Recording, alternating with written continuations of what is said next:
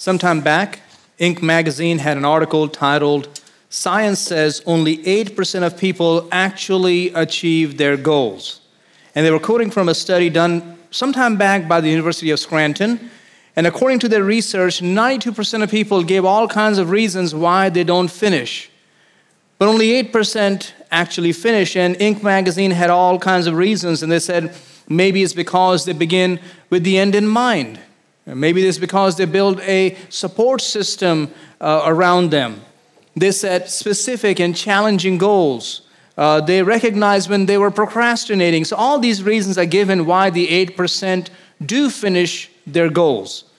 Now for me, having observed people and seen my own self, most people quit in the last 25% of the race.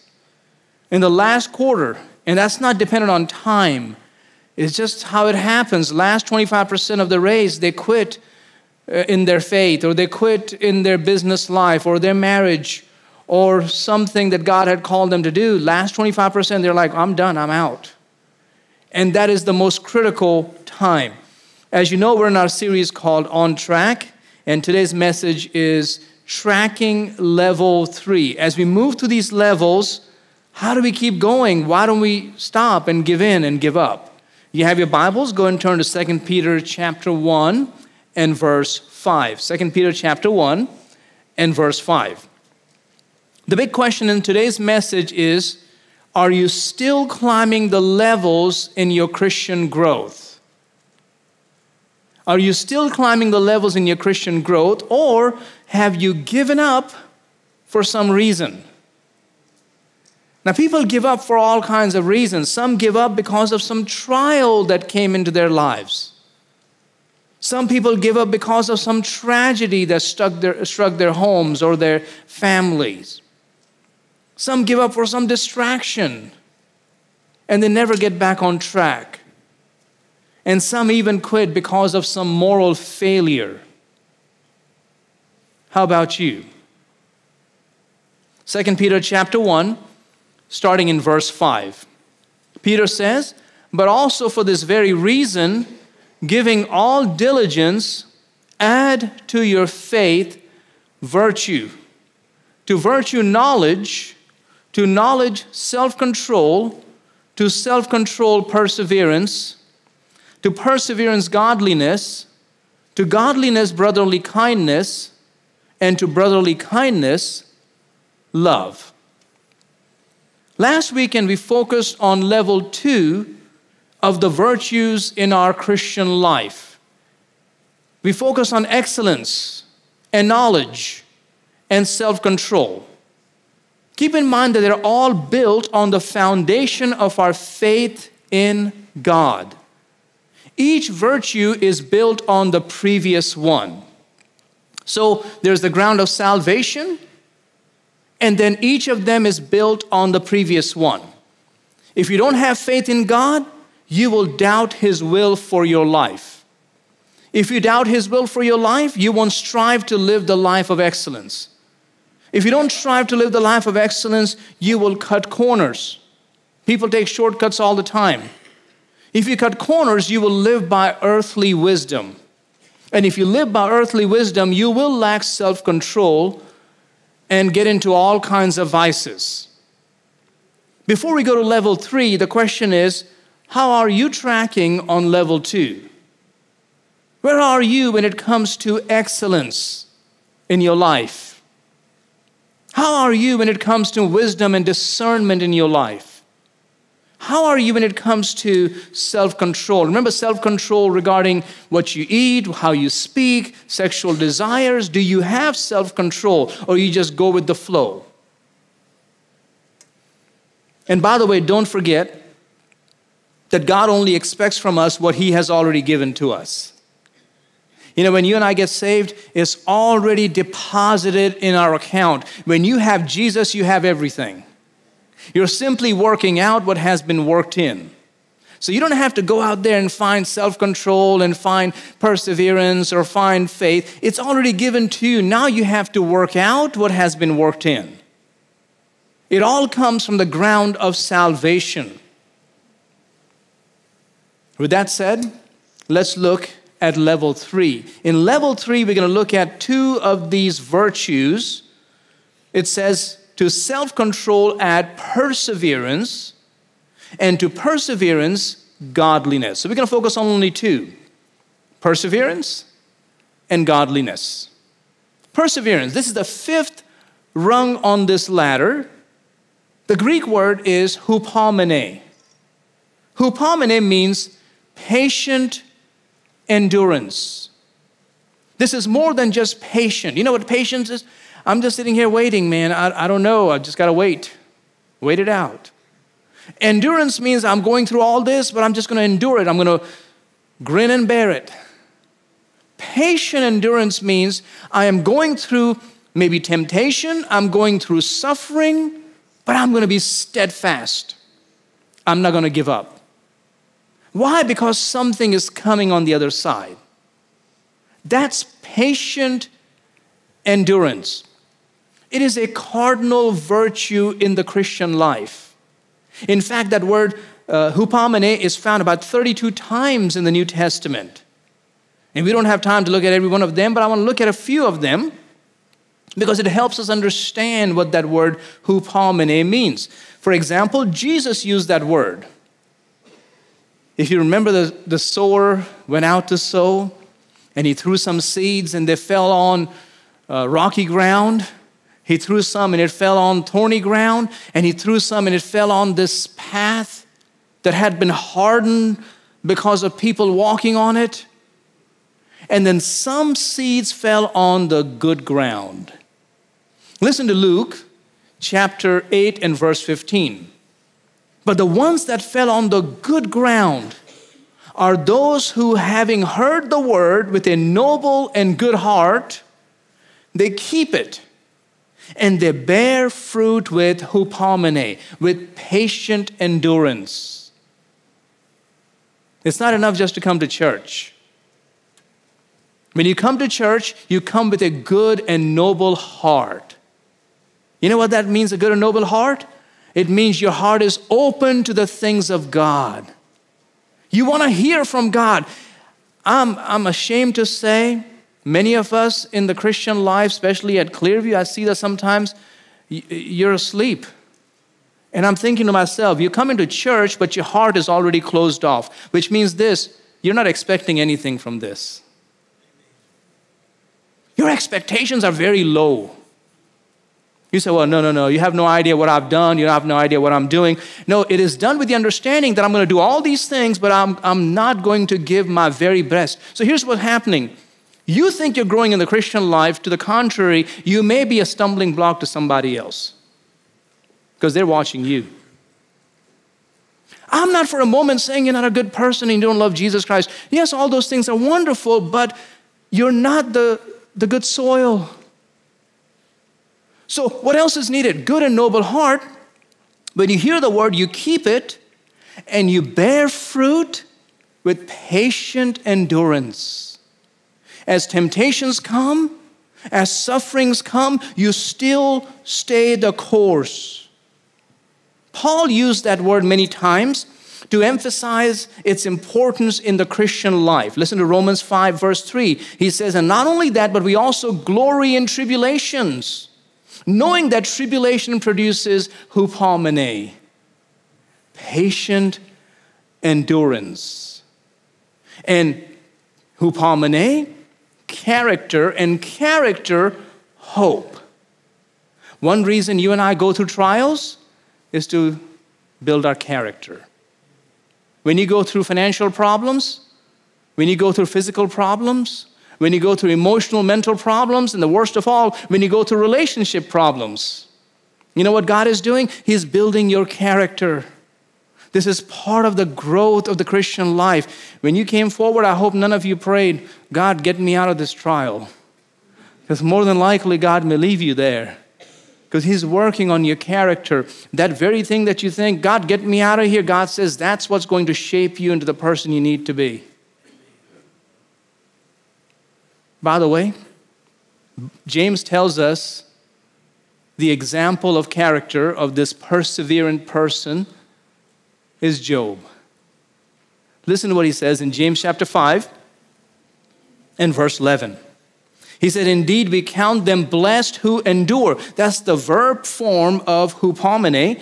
You have heard of the perseverance, this is the noun hupomene, of Job, and seen the end intended by the Lord, that the Lord is very compassionate and merciful. Job, he went through so many trials in his life, but he was persevering. He was enduring patiently, and then it says the Lord is compassionate and merciful to him. If somebody had come to me and let's say I was Job, lost my family, lost my business, lost my employees, everybody's gone, and I'm lying there sitting on this heap of ash, scraping myself with this potsherd, and somebody says, God has been so good to you. I would have punched them. Like, what are you talking about? God is good to me. Look at what I'm going through.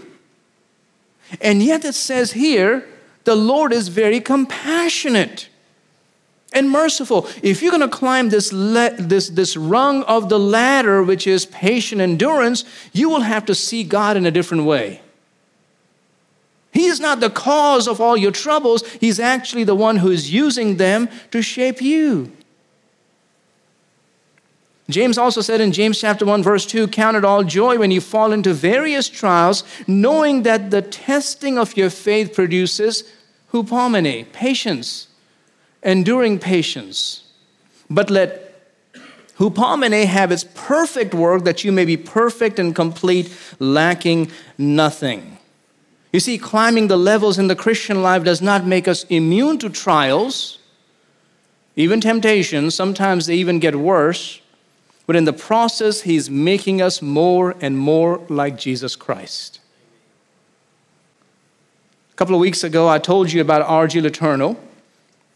He was known as the dean of earth moving. He built all these heavy equipments, and some of his equipment went into World War II and all those things. You've heard me talk about that. Now, here's the rest of the story. How many of y'all remember Paul Harvey? Here's the rest of the story. You just told your age. It was about the time of World War I, and R.G. Letourneau joined the naval yard. He almost died because of the Spanish flu. We heard about all the Spanish flu in the past couple of years and how this was then. R.G. Letourneau almost died. To make matters worse, he went into business with his best friend, and R.G. was going to do the mechanical side of things, and his friend was going to take care of the books. And you guessed it, his friend stole everything. He had a bad habit, and he stole everything. Now, this is somewhere in the 1920s, which means the automobile industry is booming. This is the time, if you're in the mechanical work, if you're in the garage work, man, you want your business to be the best. To the contrary, he lost everything. Something else Spanish flu did, it really went after babies. R.G. and his wife, Evelyn, had an infant. And one day, when he got home, Evelyn was pacing the floor. Spanish flu had come to their home and took the life of that little infant. Listen to what he said. He said, I held Evelyn, but when I could find words, it was to God that I addressed them. What's wrong? What have we done that we should be so punished? We worked hard. We've tried our best to be Christians. Oh, where have we gone wrong? How many of y'all have said that when you've gone through trials? God, what am I doing wrong? That night, he says, while we were still numb with sorrow, the answer came to me, my child, you have been working hard, but for the wrong things. You have been working for material things when you should have been working for spiritual things. The words were few, but the meaning ran deep. He said, all that night I reviewed my past and saw where I had been paying only token tribute to God. going through the motions of acting like a Christian. How many of you are just acting like a Christian? And then he says, but really serving myself and my conscience instead of serving him. Instead of being a humble servant, I was taking pride in the way I was working to pay my material debts at the garage while doing scarcely a thing to pay my spiritual debt to God.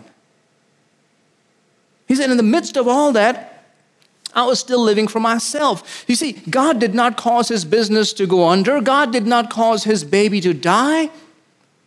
God was compassionate and merciful in allowing those things to happen, because about that time, they found a good church. They knew the Lord. But it was about that time they found a good church, and it radically changed their lives forever. If those things hadn't happened, R.G. and Evelyn would not have turned to the Lord the way they did. You know, some of us are going through problems. Could it be that God is being compassionate and merciful to you? Could it be that God is working and using those things to build your character? And guess what we do? We walk around moping the whole time, and we lose the opportunity to help somebody else.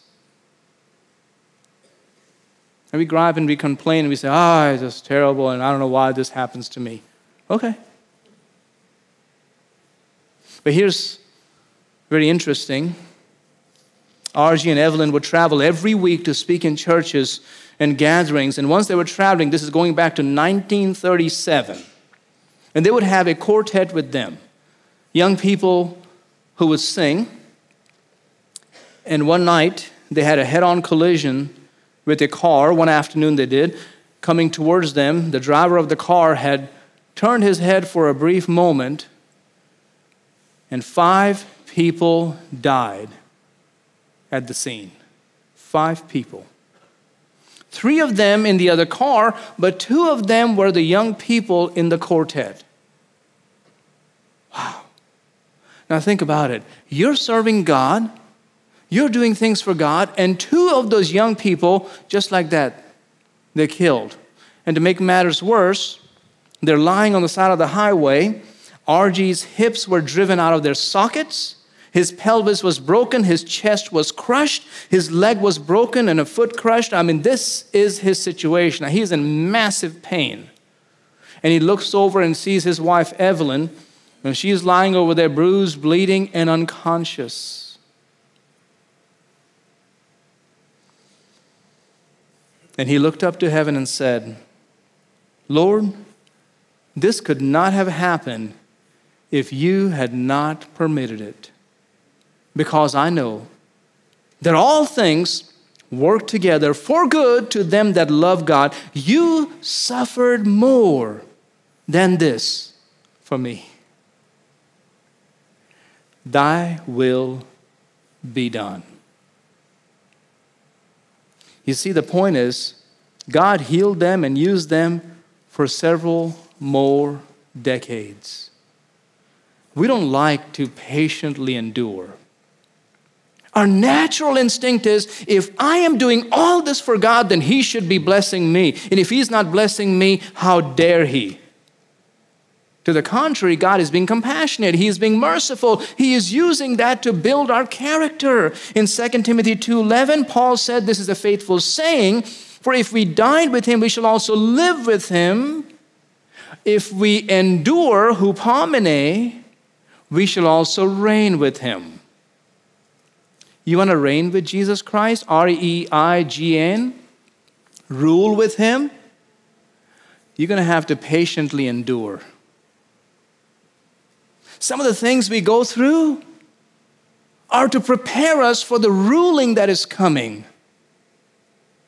And then Hebrews chapter 12, verse 1 says, if therefore we also, since we are surrounded by so great a cloud of witnesses, let us lay aside every weight and the sin which so easily ensnares us, and let us run with hupomene, with this patient endurance, the race that is set before us. So the question is, how is your patient, enduring level? How are you doing with that? Now, building on top of patient endurance is another attribute, and this is very interesting. This is godliness. Remember what I said in the beginning? Many people quit in the last 25% of the race. I only wish Bible knowledge and serving in church and giving would exempt you from this. In fact, this is part of the growth. So on this rung of the ladder, when it comes to patient endurance, what's the next level? Is godliness. The Greek word is eusebeia. Eusebeia means devoutness. Eusebeia means piety. Eusebeia means fear of the Lord. The world goes along with sin. We should be turning away from the world. Now that word is also found many times. Paul uses that word, especially in his letter to Timothy. Listen to 1 Timothy chapter 4, verse 7. Paul says, but reject profane and old wives' fables and gymnazo. Gymnazo is the word that gives us the word gymnasium. So reject profane and old wives' fables and gymnazo yourself to godliness. Exercise yourself toward godliness. Exercise. I can tell you this. I used to exercise in college, and about 6-7 years ago, I went back to working out. I don't like it one bit. I persevere. I know some of those guys are like, this is energy. They come in there, drank all kinds of pre-workouts, and they're ready to tear up those machines. I go in there hating my time. Now, by the time I'm there talking to people, laughing, carrying on, it's manageable. But if you come to me in the morning and say, don't you love working out? It's like, that's the worst thing in my life. I could sleep in late. I could eat whatever I want. I can just relax. Why go in there and punish myself? I mean, it feels like punishment. Anybody else feels that same way? Thank you. Thank you. You're honest. The rest of them, a bunch of losers. They don't know what they're talking about. I sit over there, and every time it's like a lap pull down. Oh, gosh. All right. And I look at my app, and it's like, I got to go up 20 more pounds. How in the world am I going to do that? We're going to work on this. Everything is a chore. But I know if I don't, here comes the doctor's visits. Here comes the phone call. We got to come bring you back in because your levels are not good, and this is happening there, and that's happening there. People tell me, it's like, you're losing weight, looking good. I'm like, I hide it very well. I've been hiding it well. It's not like I'm losing it. It's just I'm getting back to normal. And by the way, you can't run from a bad diet. One of these losers told me that. Eat whatever you want, and then you can just work it off. 45 minutes. It doesn't work like that. If you eat junk just by running on the step machine or ellipse, whatever we have, elliptical, it doesn't go away. It means you have to restrict yourself. It doesn't feel good. Here's the thing. Godliness does not feel good. Godliness, in a sense, goes against our nature. We want to be just normal, enjoy things, enjoy life, and do whatever that everybody else does. But here's the thing. Exercise yourself toward godliness. Verse 8, for bodily exercise, somatike gymnasia, which means soma is body, gymnasia is gym, exercise. Bodily exercise profits a little, but godliness, eusebeia, is profitable for all things. It's work. Being godly is work. And something else I'll just mention to you, a eusebeia life demands fleeing from the world. You have to turn some things off. Now, I'm not saying you cannot enjoy good food, you cannot enjoy a good music, a good show, a good movie. That's fine. But there does come a point where you realize that the world's values are very different than yours. Listen to 1 Timothy chapter 6, verse 6. Now godliness, eusebeia, with contentment is great gain. Verse 10, for the love of money is a root of all kinds of evil. It doesn't say money is the root, the love. If we're truly honest, there's a fine line, and many of us are sitting on this side of the line. We're trying to convince ourselves it's not the love of money, it's not the love of money, but we're sitting on this side. And it has become the root of all kinds of evil, for which some have strayed from their faith in their greediness and pierced themselves through with many sorrows. Verse 11, but you, O man of God, flee these things. I have to flee that pantry where there's all kinds of cereals. Oh, I want to eat them. Oh, I do. But now I do something that I didn't used to do, which is turn around and look at the calories and go, oh my goodness. When you're young, those carbs are great, right? You get past a certain age, those carbs work against you. They don't help you one bit. He said, well, you got to have some fuel. Right. But not that much fuel. You have to flee some of those things. You have to flee that. What do you flee? You flee the root of the love of money, and you pursue righteousness. You pursue godliness, faith, love, patience, gentleness. You have to chase after those things. And Peter, in 2 Peter chapter 2, even gives us two examples of individuals who lived in an asebeia world, an ungodly world, and they tried to be eusebeia. The first one is Noah. In a world full of sin, he was one of 8 people, a preacher of righteousness. And what did God do? He did not spare the ancient world. But he saved Noah, one of 8 people, a preacher of righteousness, bringing in the flood on the world of the ungodly, the asebeia. Turning the cities of Sodom and Gomorrah, the sin of Sodom and Gomorrah, among many other sins, homosexuality, all this was part of Sodom and Gomorrah. And what did God do? He condemned them to destruction, making them an example to those who afterward would live ungodly. Why did God destroy those 2 cities? It's to remind us this is how he thinks about sin. So the motivation to live a godly life is look back. Listen to verse 7. This is 2 Peter 2:7. And delivered righteous Lot, who was oppressed by the filthy conduct of the wicked. I'll be very honest. I am not oppressed by the filthy conduct of this world. Neither are you. Now we get annoyed by it. Hey, don't put that in my face. I don't need that in my world.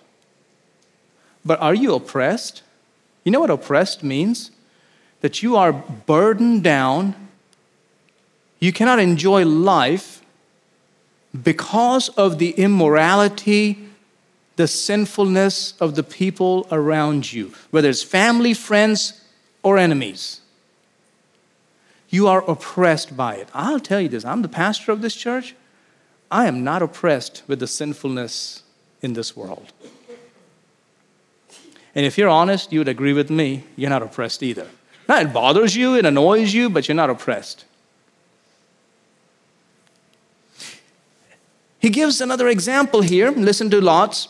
It says in verse 8, for that righteous man dwelling among them tormented his righteous soul from day to day by seeing and hearing their lawless deeds. He tormented himself. I don't torment myself over the sinfulness of people. I don't cry over them. I'll preach to them.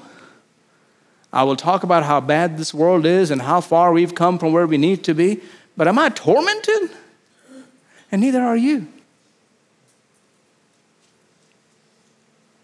You see, being part of this godliness, we have to have not just a hate for sin, but a sense of burden, brokenness over the sins of the people around us. And listen to verse 9. This is 2 Peter 2:9. Then the Lord knows how to deliver the godly, the Eusebia, out of temptations. We're going in the same temptations as the world.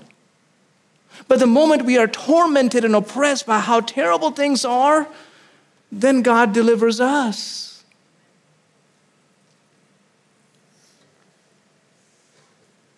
A major impetus to live the Christian life, the godly life, is the coming judgment for the world. Listen to 2 Peter 3:10. But the day of the Lord will come as a thief in the night, in which the heavens will pass away with a great noise, and the elements will melt with fervent heat. Both the earth and the works that are in it will be burned up. Therefore, since all these things will be dissolved, what manner of persons ought you to be in holy conduct and Eusebia? Godliness. Because the world is coming to an end, and it's going to be so horrific, we need to be godly. The history of this nation, it began with different peoples coming here.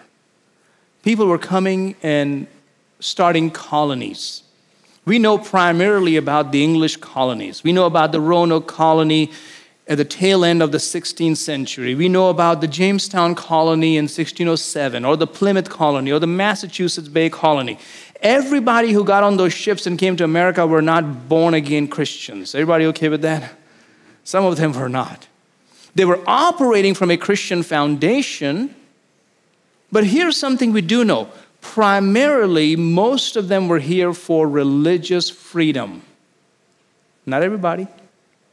But primarily, they were here because they wanted to worship according to their conscience. In just 100 years, from 1607, Jamestown, right, to about 1710, things had gone horribly wrong in the American colonies. You know, what we think is, when we think about the American colonies, is just downtown colonial Williamsburg, just walking around and everybody's just nodding to you and wearing old... You do know that's tourism, right? That's tourism. Going in those shops and eating all the candy you want, that's just tourism.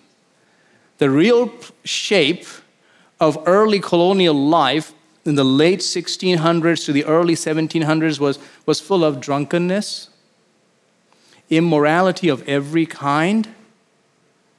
Young people roamed the streets at night. In fact, after 9, 10 o'clock, in many of those places, you wouldn't go out because you may not make it home. Either women would get raped or they will get murdered. They hung out in taverns. They did whatever came to their minds. And people in this little church in Northampton, Massachusetts, became burdened for their neighbors. You know why we're doing these prayer boxes here and there? Is because we're trying to do what those folks did in 1710. They began to pray for their neighbors.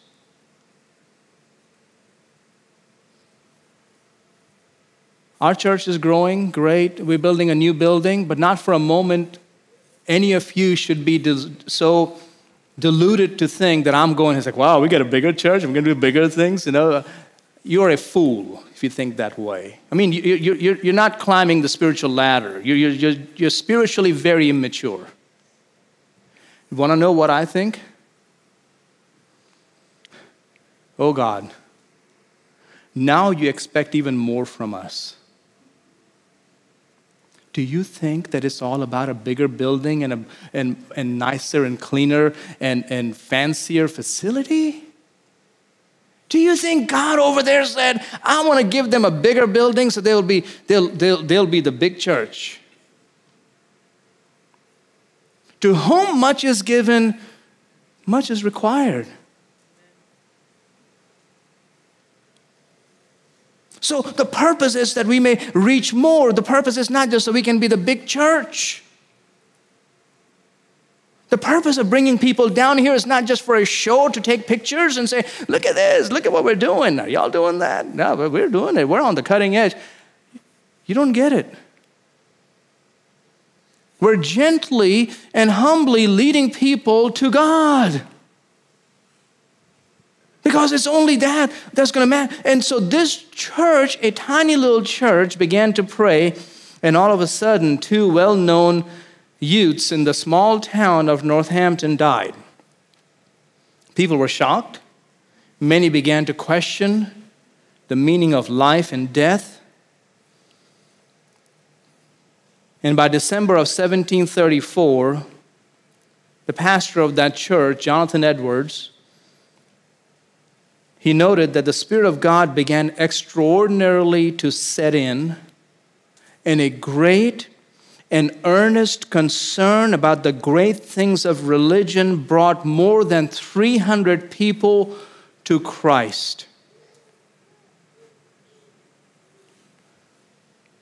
This town had only 1,100 people. 1/3 of that town got saved. Do you think 1/3 of Henderson or Vance County is saved? You're like, no. All right, let me ask you a better question. Do you think even 10% is saved? If you really do the math, you'd be shocked to see 5% as being very generous.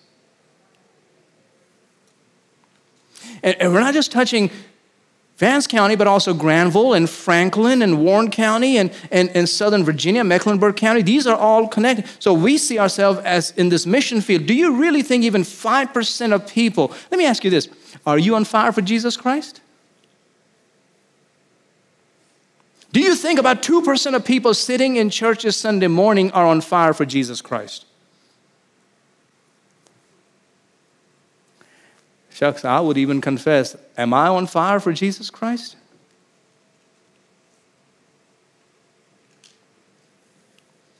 This little church began to pray with such fervency and such a heart to see people come to know the Lord that 300 in this town of 1,100 got saved. And people had a rough life. I mean, do you think you have a rough life? They had a rough life. I mean, they worked from dawn to dusk. They were taxed to death. They didn't have all the amenities we have. I mean, we're sitting here in a nice, comfortable place.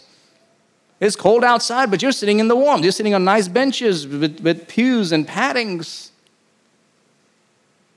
They had nothing, and they began to pray, and people began to get saved. 6 young people were converted, and among them was a young girl who had a bad reputation, and the news of her salvation began to spread like wildfire. You know what I'm praying for? Not just a big building. I'm praying that the news of God working began to spread, so people get saved. I don't know where your head is, but I hope you'll get in the Word of God today.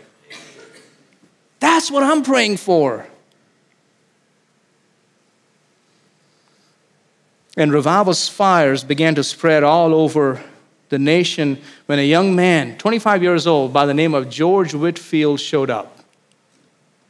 Now, George Whitefield was an interesting man. He was friends with John and Charles Wesley, and he began to go up and down the eastern seaboard and began to preach. And as many as 80,000 people 80% of American colonists heard him. And they were slaves, they were Native Americans, they were just English colonists. They were coming to hear this young man preach, and he would preach with such intensity that after every message, he would lose blood. I'm telling you, we talk about revival as if it's something you can buy at a grocery store. We talk about our nation as like we fuss and complain about everything, and we want revival. We want people to come back to God and all that. I mean, are you willing to pay the price? He said, well, we got to do more. Your children and your grandchildren may not be Christians. Now, you swallow that for a while.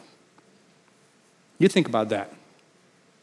When you're gone in heaven with Abraham and Isaac and Jacob and high-fiving Paul and Peter, your great-grandchildren may be some other religion. So I don't know where you are. But that really torments me. I don't care if they become rich. I don't care if they have the whole world in the palm of their hands. But I want them to know Jesus Christ. The purpose of this church and the building and all that is not the big church and big this. And I mean, you need to get your head out of the gutter. It's so that lives would be changed. God's blessing us, which means He expects more from us. And George Whitefield, as Benjamin Franklin said, he would go up and down and preach. At one point, as many as 30,000 people in an open field with no microphones, preaching, and thousands were saved. And between 1740 and 1742, the first Great Awakening came to the colonies. And Jonathan Edwards, remember the pastor of that church in Northampton, on July the 8th, 1741, he preached a message from Deuteronomy 32:25 titled, "Sinners in the Hands of an Angry God." And people were so moved that a movement was born all over New England and the surrounding colonies. In fact, that revival spread, and it was already growing in England. We call that the Wesleyan revival, but also into Germany, we call it the Pietist revival. And in America, we call it the First Great Awakening. You know, that First Great Awakening, it not only united the colonies, because all these were different people, but it also brought in different people into the church. It filled the pulpits with pastors who were on fire for God, and it laid the foundation for the American Revolution. If the First Great Awakening hadn't happened, we wouldn't have the American Revolution. Remember what I said in the beginning? Most people quit in the last 25% of the race. That's especially true when it comes to the Christian life. When we talk about patiently enduring, when we talk about godliness, most of us check out. So here's a question: how is your godliness level? And I'll be the first to tell you, it's not that great for me. The question I need to ask is, do the things that move the heart of God move my heart? Because, folks, we can all complain about how terrible the world is and how the liberals and this, and we can talk about that all day. But you're not even moved are you tormented by the ungodliness of the world? No. Here's a better question to ask. I want our church to have favor with people. I want our church, I want my family to have favor with God and with people. The people should look at us and go, man, we're so blessed to have this church. We're so blessed to have these people. We're so blessed to know them. Having said that, here's the problem. If the world starts talking real nice about you, something's wrong with that. You know, the old Puritan used to say, what's wrong with me? Because the world says a lot of good things about me. Jesus said, if the world hates you, don't worry, it hated me first. So if you're loved too much, it's because you're too much like the world. Now that's a big check in my spirit right now. So godliness, I can deal with faith. Self-control, preach it. Perseverance, preach it. Godliness, well, that's my platform and I'm getting out.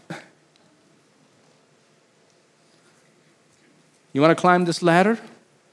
Godliness will have to be a must, and it has to begin with us.